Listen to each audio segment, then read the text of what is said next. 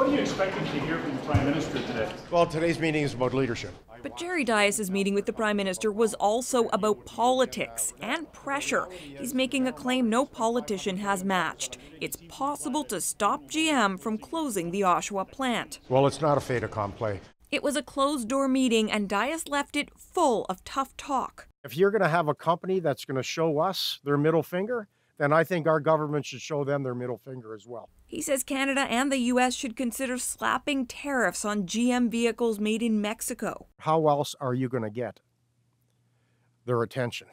But the Liberals have blasted Donald Trump's use of tariffs. The administration's choice to impose illegal and unacceptable tariffs, which makes it tough for them to agree with Dias's suggestion, and yet at this stage, we've been very clear we want to examine all options.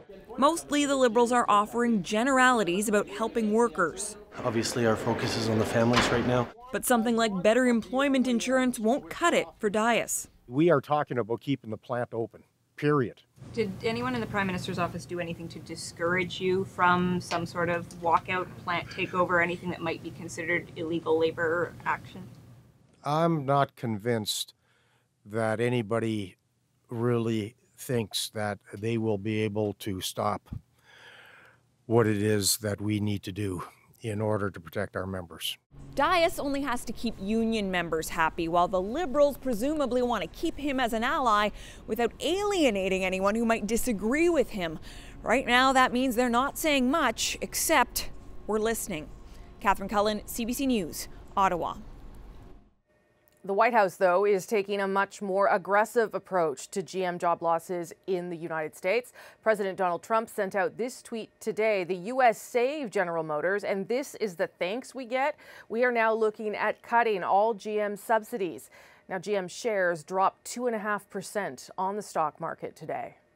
So lots of political rhetoric, certainly on both sides of the border. I'm joined by CBC's senior business correspondent, Peter Armstrong. Peter, let's start with this country. Can the Prime Minister, Jerry Dias, or anyone else for that matter, do anything to stop this? The short answer is no, because once you strip out the politics of this, the economics are startlingly brutal. The Oshawa plant is just too big, and it's too empty, and it's been winding down now for 15 years. Go back to 2003. GM at that time was producing nearly 1 million vehicles a year out of Oshawa. Last year, it made just 125,000. The plant there is like 1 million square feet, so you'd need to produce 600,000 cars to warrant an operation that big.